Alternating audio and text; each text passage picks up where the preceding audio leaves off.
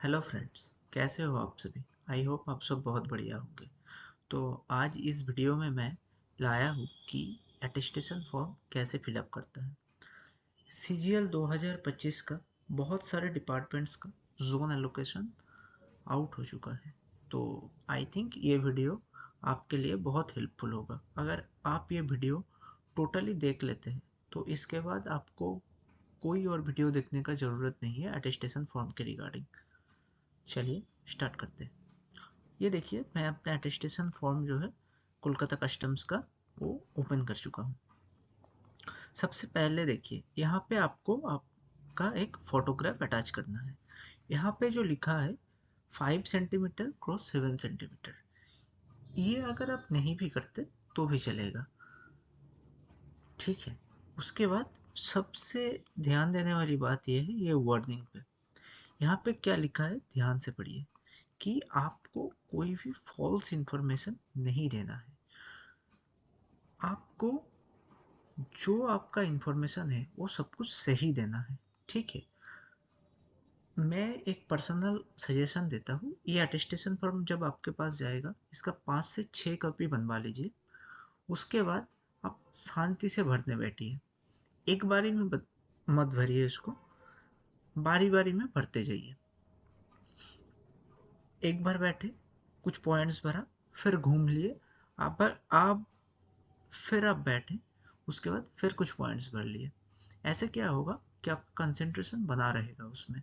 और अगर आपका बाई चांस कोई मिस्टेक हो जाता है तो वो आप रेक्टिफाई कर पाएंगे, ठीक है। तो चलिए, ये हर एक पॉइंट सब पढ़ते जाइए। हर एक पॉइंट्स का जो है आपको इंफॉर्मेशन सही देना है, ठीक है। अच्छा, यहाँ से शुरू होता है आपका प्रॉपर अटेस्टेशन फॉर्म भरना। देखिए, यहाँ पे पहले आपका सरनेम दिया गया है और उसके बाद नेम। आपका डिपार्टमेंट का अटेस्टेशन फॉर्म डिफरेंट हो सकता है, तो उस अकॉर्डिंग आप भरिए और इसको ब्लॉक लेटर में भरना है। अच्छा, उसके बाद आपका प्रेजेंट एड्रेस देना है, ठीक है, जहाँ पर आपका पुलिस वेरिफिकेशन होगा। ये बात आप ध्यान से सुन लीजिए। बहुत लोगों का डाउट रहता है कि पुलिस वेरिफिकेशन किस एड्रेस में होता है, तो आपका जो प्रेजेंट एड्रेस है वहीं पे आपका पुलिस वेरिफिकेशन होगा, ठीक है।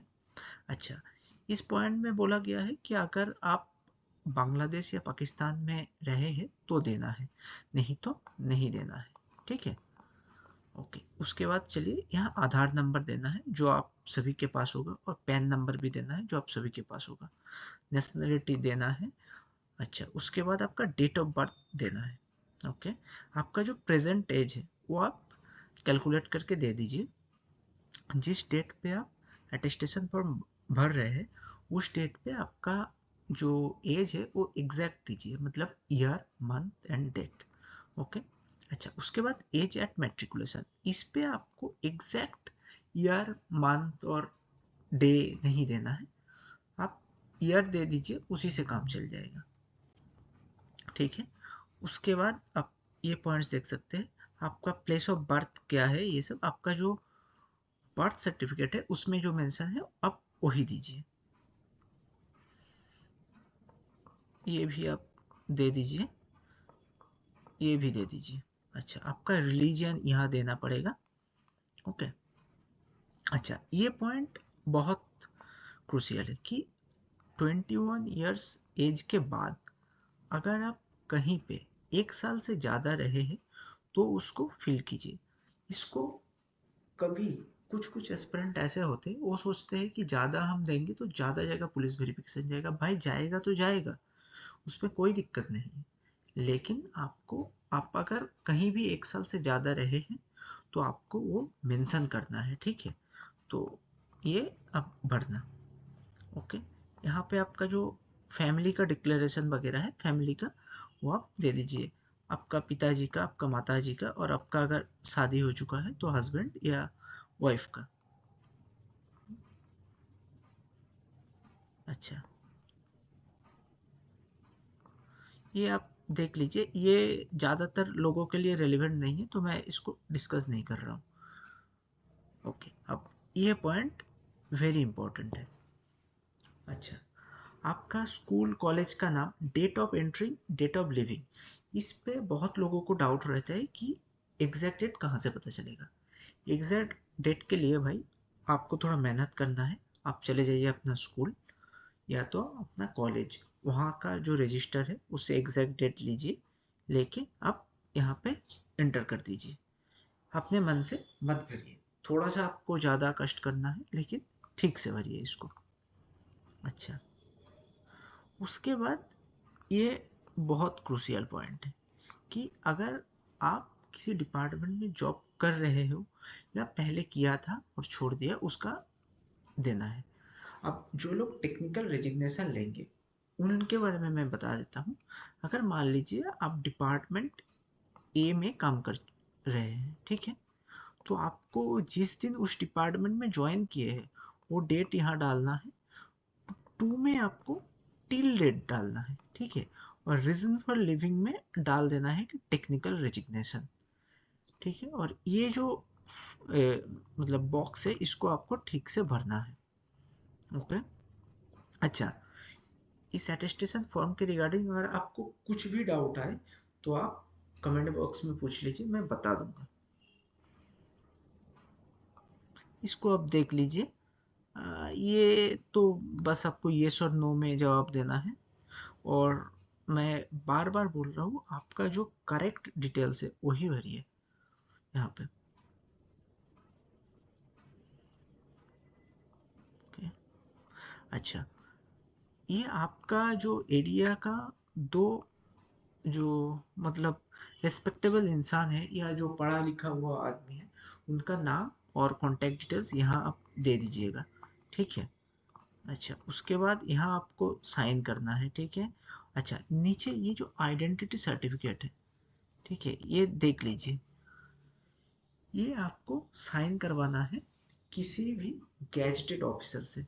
आपके आसपास बहुत सारे गैजेटेड ऑफिसर मिल जाएंगे, ये ग्रुप ए गैजेटेड से ही करवाना है। ऐसा कोई मैंडेटरी नहीं है कि आपको डीएम या एसडीएम से करना है, ऐसा कोई मैंडेटरी नहीं है।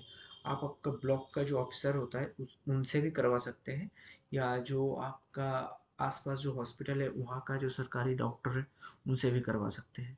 इस पे आपको उतना ज़्यादा कोई टेंशन लेने का ज़रूरत नहीं है, ठीक है।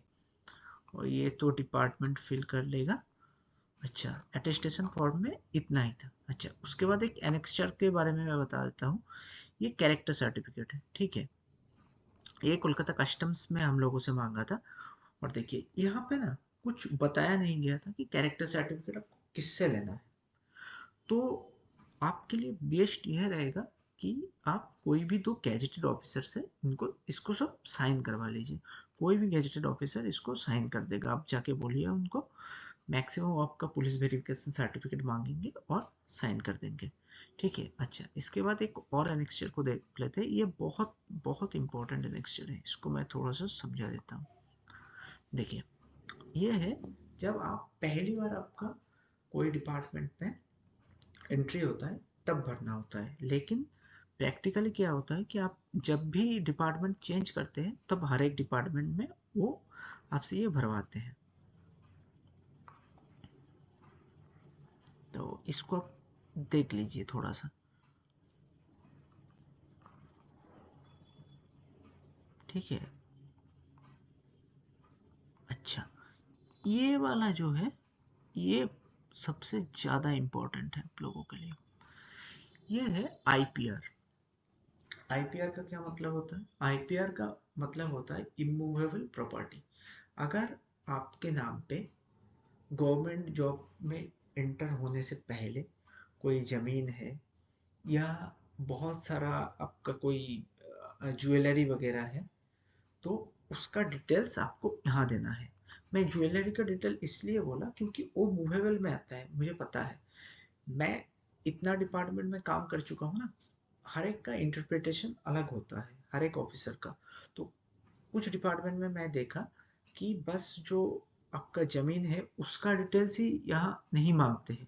वो बोलते हैं कि यहाँ आपको जो आपके नाम पे अगर ज्वेलरी वगैरह है तो उसका भी डिटेल्स यहाँ पे देना है आपको। तो ये आप एक भर के ले जाइए और एक खाली प्रोफार्मा भी ले जाइए।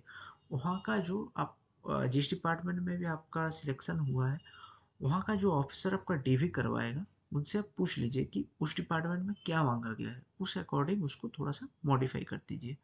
ठीक है, तो इतना ही था इस वीडियो में। आई होप आपको इस वीडियो से क्लियर हो गया होगा कि अटेस्टेशन फॉर्म कैसे भरते हैं।